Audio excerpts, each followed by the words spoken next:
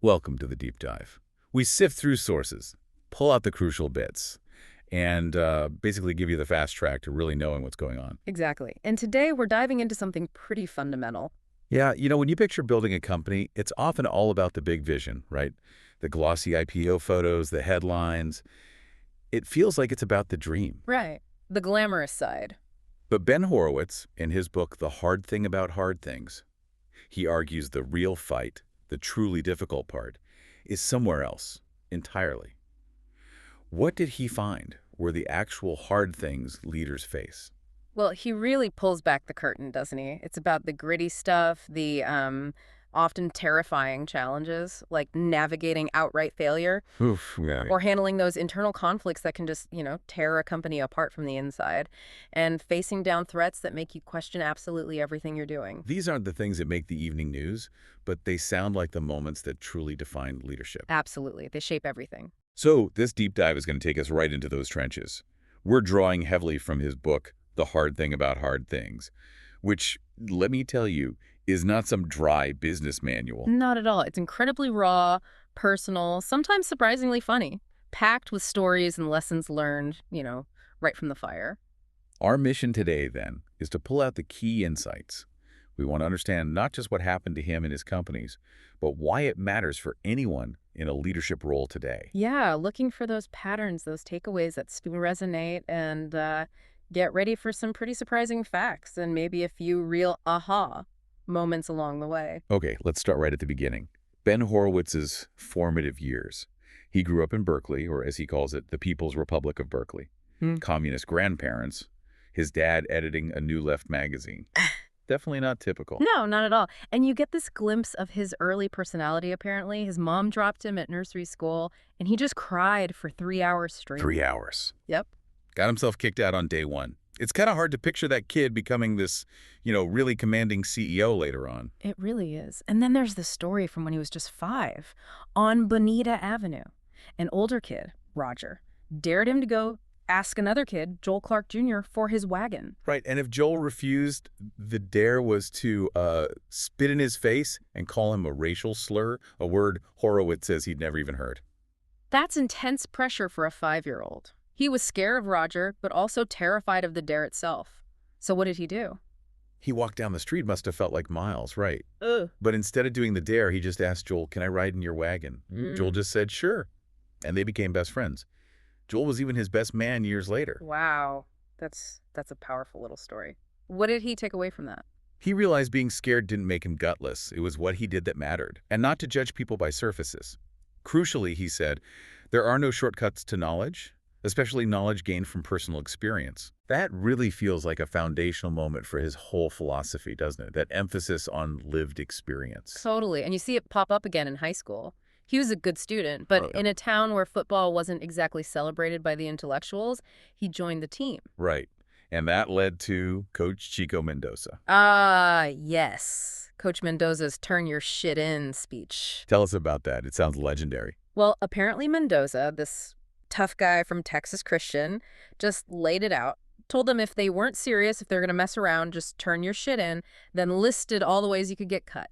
Direct. Super direct. But Horowitz loved it, called it intense, hilarious, poetic even. He knew right away it was his first real lesson in leadership. It's interesting how these raw, maybe unconventional moments shaped him. He also talks about moving between different social circles, right?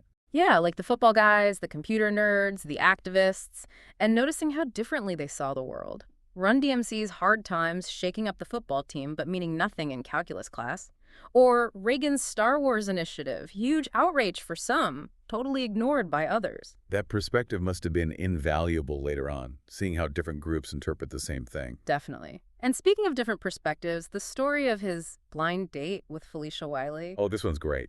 He and his friend cooked this big dinner, and she's incredibly late. 90 minutes late, then calls saying she's too tired. And his response wasn't anger, but this kind of bold, empathetic plea, right, about how rude it would be not to show after they'd cooked all day. Exactly. And it worked. She showed up another 90 minutes later, mind you. But she showed up, and they ended up getting married.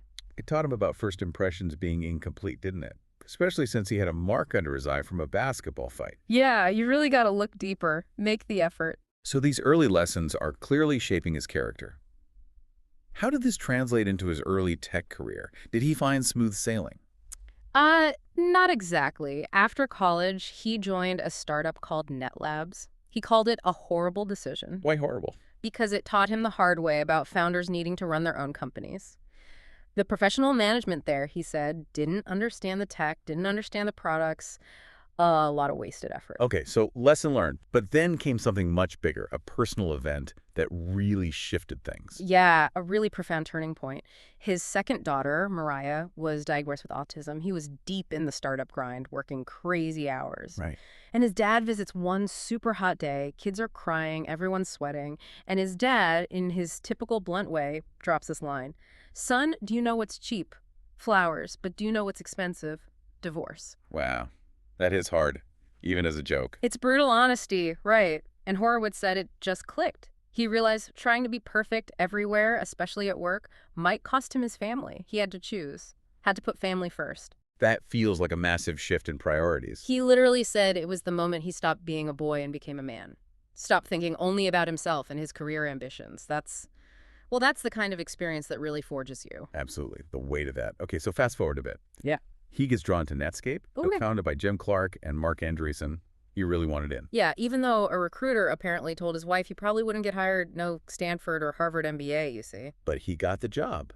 Product line manager for the enterprise web server, and then the IPO, August 1995. Boom! An absolute explosion, priced at $14, doubled instantly, hit $75, closed near $60.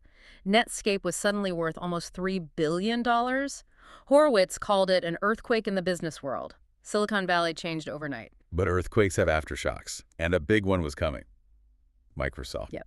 Goliath enters the ring. Microsoft starts giving away its web server product free. That's a direct assault on Netscape's core business. How do you even compete with free from Microsoft?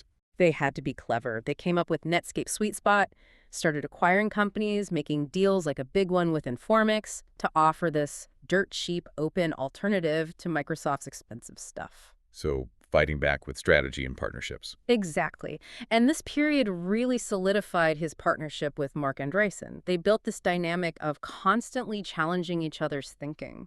Horowitz says even now, Andreessen still pushes him, finds flaws in his logic, and he does the same back. That kind of intellectual sparring is powerful. After Netscape, he co-founds LoudCloud in 1999. And this is where the term cloud computing really got its start, right? That's the story, yeah. Fun bit of trivia. But they hit this dangerous question early on from Benchmark Capital. What would you do if capital were free? Why dangerous? Sounds like a fun thought experiment. Well, Horowitz compares it to asking someone on a diet what they'd eat if ice cream was healthy. It encourages reckless thinking, spending, building, right before the biggest tech crash in history. The dot-com crash, March 10, 2000, the NASDAQ peaks, and then just falls off a cliff, down 80%. 80%. It wasn't just a correction. It was like total annihilation for so many companies.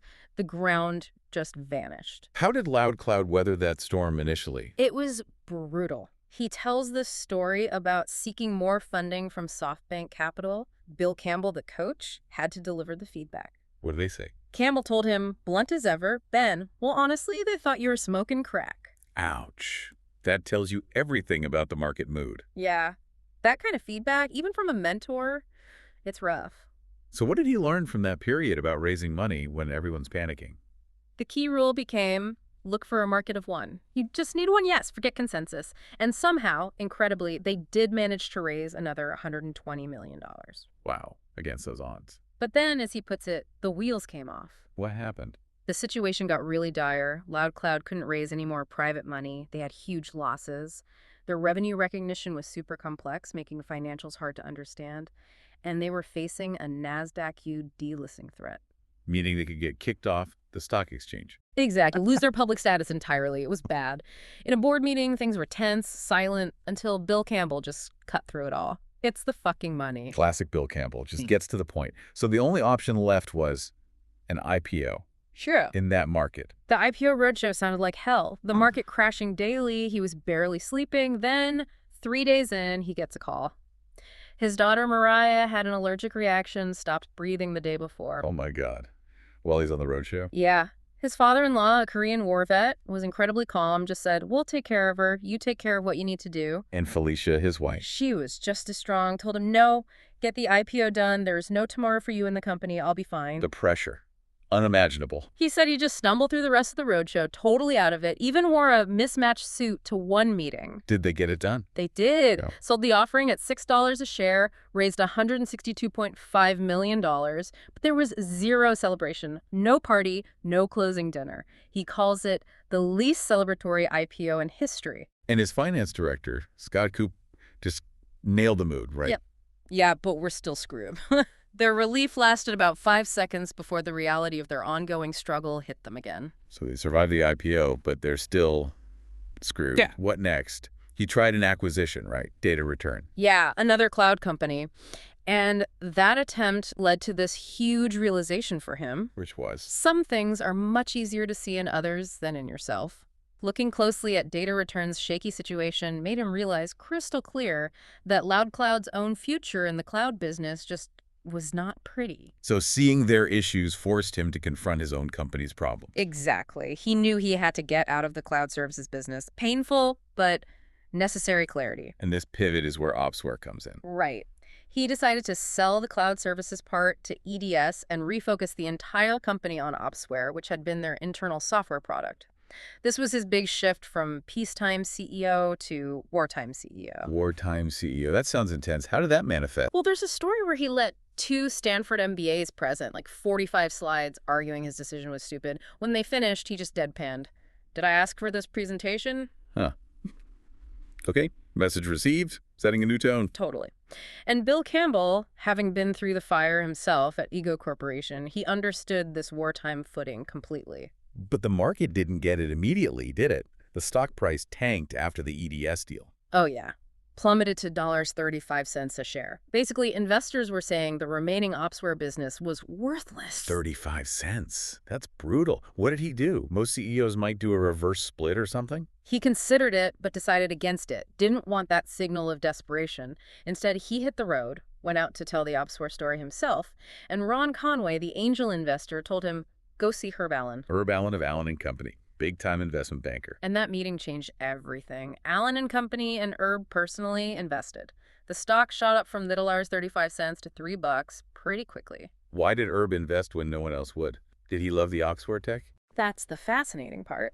Horowitz asked him later, and Herb said, "I didn't understand anything about your business." Seriously? Then why? Herb said, "What I saw was 2 guys, Horowitz and Andreessen, come visit me when every other public company CEO and chairman was hiding under their desk. Investing in courage and determination was an easy decision for me." Wow. Investing in the leaders, not just the business plan. That's powerful. It really is. But even with the stock recovering, the biggest crisis was still ahead. The 60 days to live crisis. 60 days to live. What happened? EDS, the company they sold the cloud business to, who is now their biggest customer by far, like 90% of revenue, wanted to cancel the Opsware deployment because of technical problems. 90% of revenue. Yeah. Gone. That's an extinction level event. Absolutely. Total existential threat. He brought in his top people. Jason Rosenthal, the best manager, super detail-oriented, and Anthony Wright, the relationship guy, could charm anyone. What was their mission? Save the company, basically. Pretty much. Navigate the chaos at EDS. Horowitz gave them this 2-pronged directive, Jason. Fix the tech. Deliver the expected value, Anthony. Find the exciting value. Find something EDS wanted but didn't even know they could get from Opsware.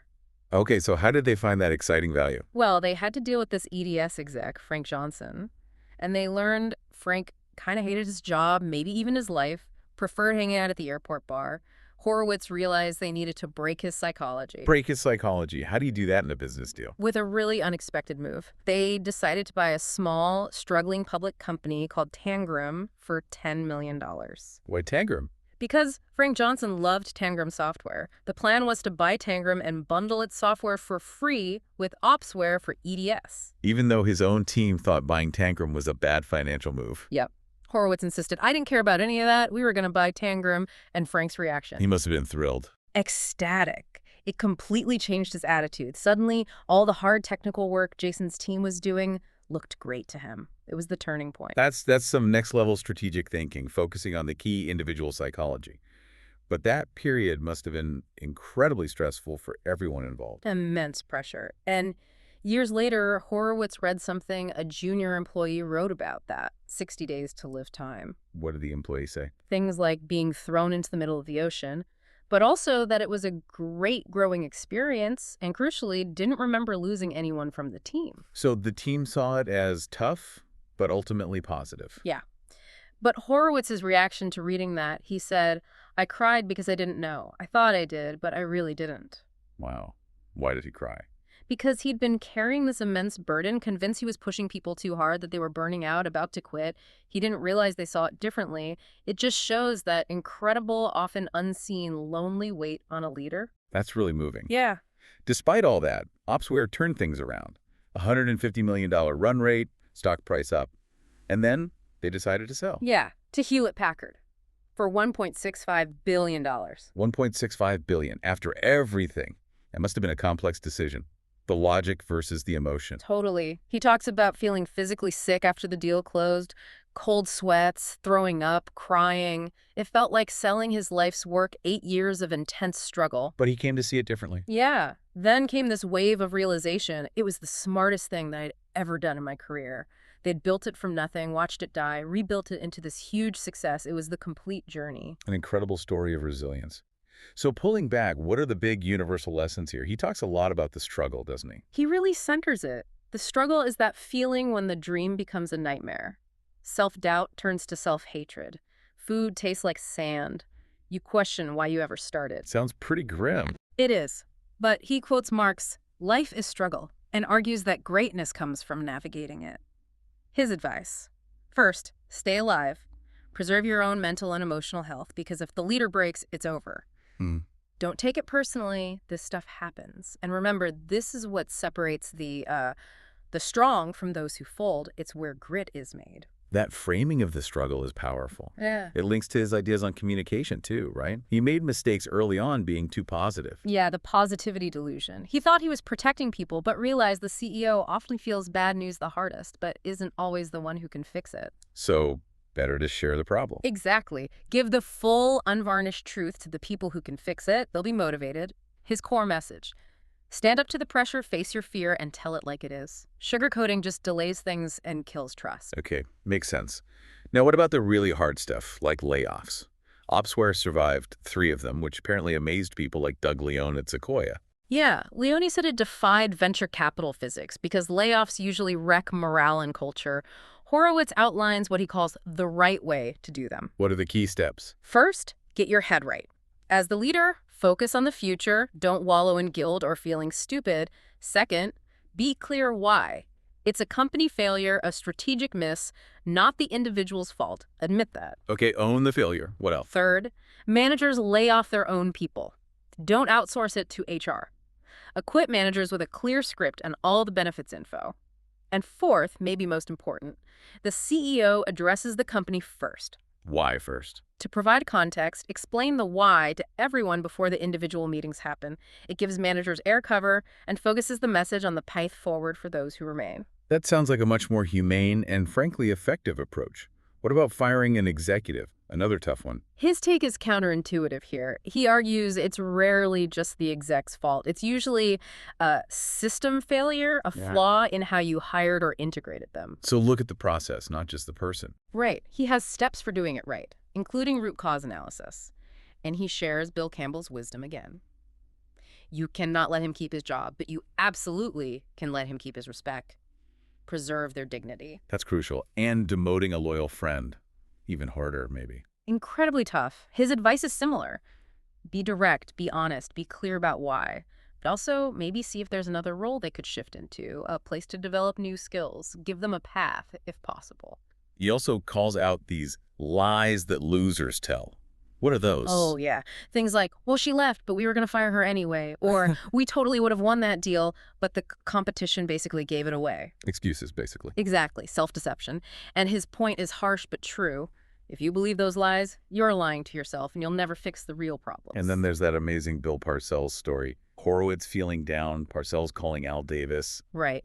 Parcells' team is decimated by injuries. He calls the legendary Raiders owner Al Davis for sympathy or advice, and Davis just says, Bill, nobody cares, just coach your team. Nobody cares. Just do your job. Pretty much. Spend zero time on what went wrong or what could have been. All your energy goes to what you can do now. Excuses don't help anyone. Just run the company. It's stark, but kind of liberating. Okay, so mindset is key. What about the practicalities of building? People, culture, operations. He mentions Jim Barksdale's philosophy. Yeah, take care of the people, the products, and the profits in that order. And Horowitz emphasized that taking care of the people is by far the hardest part. If you don't get that right, the other two fall apart. Which leads to hiring. He needed a new sales leader at Opsware and hired Mark Cranny. Right, this sales savant who apparently rubbed everyone the wrong way initially. Very aggressive style. The team said he was a terrible cultural fit. Yeah. That's usually a deal breaker. Usually. But Horowitz pushed back hard. His line was brilliant.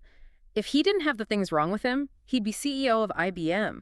He saw past the rough edges to Cranny's intense focus on team success, not just himself. That, Horowitz argued, was the right kind of ambition. Challenging the whole notion of cultural fit. Interesting. What about training? Startups often skip that. He argues that's a huge mistake. Credits Andy Grove's ideas, training is the boss's job. He saw the impact himself at Netscape with his good product manager, bad product manager document.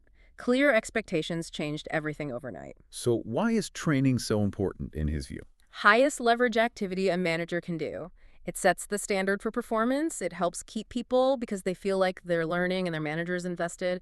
He has that great line, being too busy to train is the moral equivalent of being too hungry to eat. Huh. I like that, non-negotiable. And then there's the Freaky Friday technique. Oh, this is fantastic. Customer support and sales engineering were constantly blaming each other. Total war. So what did he do? He made the heads of the two departments swap jobs. Permanently. Seriously? Swap jobs? Yep. Shock therapy. And apparently within a week, they totally understood each other's worlds, fixed the core issues, and the teams worked perfectly together after that. He called the movie Freaky Friday the most insightful management training film ever made. That's hilarious and brilliant. Okay, one more paradox. Accountability versus creativity. How do you balance those? It's tough. He uses this stark example of Ernst & Young accountants almost killing a $1.6 billion deal over some interpretation. Their attitude is basically, rules are rules, we don't care about your deal. Sometimes you just have to follow the process rigidly. But that can kill innovation if you punish every failure. Exactly. It's the CEO's tightrope walk. Do you penalize smart risks that fail or reward mediocre people who just play it safe? So what's the answer? It's about nuance. Hold people accountable for effort, for keeping promises, but also understand the degree of difficulty. Was it a stupid risk or a well-reasoned one that just didn't pan out? Distinguish between bad luck or a tough challenge and actual poor performance or decision-making. Okay, that makes sense. Let's shift to the CEO role itself. What does he see as the absolute hardest skill? He just puts it out there. The average grade for a CEO is 22 out of 100. It's an incredibly hard job. And he loops back to Herb Allen investing in Opsware, investing in leaders who showed courage, who didn't quit, who faced the pain when others hid. Facing the pain. And courage itself. Is it something you're born with? He argues no. Heroes and cowards feel the same fear. The difference is action. Courage, he says, like character, can be developed. You practice it. You push through the fear again and again until acting despite it becomes second nature. He also talks about ones and twos in leadership. What's that about? Ones are the visionaries. They excel at knowing what to do, setting the direction. Think founding CEOs. Twos are the executors brilliant at getting the company to do what needs to be done. And you need both. Ideally, yes. Founders are often ones, but they have to develop two skills, the operational chops, or bring in strong twos, otherwise the company descends into chaos as it grows. A great CEO needs to bridge both. And he identifies 3 key attributes of great leaders, using examples like Jobs, Campbell, Grove. Right. First, the Steve Jobs attribute, articulating a compelling vision, making people believe, even when things look bleak. Second, the Bill Campbell attribute, that right kind of ambition, making employees feel the CEO genuinely cares more about them and the collective success than personal glory. Creates that my company feeling. And the third? The Andy Grove attribute. Yeah. Pure competence. The ability to actually achieve the vision through operational excellence, like Intel's massive pivot under Grove. Vision, heart, and brains, essentially. That's a great summary. He also draws that sharp line between peacetime and wartime CEOs. Yeah, using examples like Eric Schmidt at Google during its expansion phase, peacetime, versus Larry Page taking over later when facing threats, wartime, or Steve Jobs returning to Apple. How do their focuses differ? Peacetime CEO. Big picture, broad creativity, defining culture, delegation. Wartime CEO. Hyper-focused on the mission, cares about tiny details that could derail things. The war is the culture. Less time for management theory, more time fighting. It's all about context. And for developing yourself as a CEO, especially giving feedback, he's not a fan of the shit sandwich. No. He says feedback needs to be a dialogue, not a monologue, because you, the CEO, might be wrong. Encourage challenges. Build a culture where bad news travels fast because it's safe to deliver. Make feedback frequent and normal, not a scary event. So how should we evaluate CEOs overall? What are the core metrics? Two main things. One, knowing what to do. That strategy, having a clear company story like Bezos's 1997 letter and making good, brave decisions with limited info. Two, getting the company to do what she knows. That's leadership, building a well-oiled machine. And the final challenge, staying great, keeping that edge as the company scales. His rule is tough but clear. Every time the company doubles, executives basically have a new job. They must be reevaluated for that new role. Many fail because they keep doing their old job in the bigger context. And where should the CEO's ultimate loyalty lie? To the employees who report to the executives, your job is to ensure they have world-class managers. That might mean making hard choices about executives who haven't scaled, even if they're loyal friends. It's about the whole organization's health. What an incredible, intense journey through the hard things. We've covered personal crises, near-death business experiences, strategic pivots. If you've ever felt that pressure in your own work, you can only imagine what those moments were like. Absolutely. And the core message that comes through so strongly is that the real learning, the real growth, doesn't happen when things are easy. It happens when you're forced to confront these incredibly difficult situations. Yeah, Horowitz embracing his, let's say, unusual background, leaning into that struggle. That seems key to his perspective and eventual success. Definitely. And he wraps it up with this thought, kind of explaining the why behind starting Andreessen Horowitz, his venture capital firm. What's the final thought? He says, hard things are hard because there are no easy answers or recipes. They are hard because your emotions are at odds with your logic. They are hard because you don't know the answer and you cannot ask for help without showing weakness. That really captures the loneliness and the ambiguity of it all. It does. So hopefully this deep dive hasn't just given you answers, but maybe a framework, a way to think about your own struggles, your own hard things, and how you might find strength in them. That idea that leadership is forged in adversity, not comfort, that's a powerful takeaway. Something for all of us to think about. How will you face your hard things?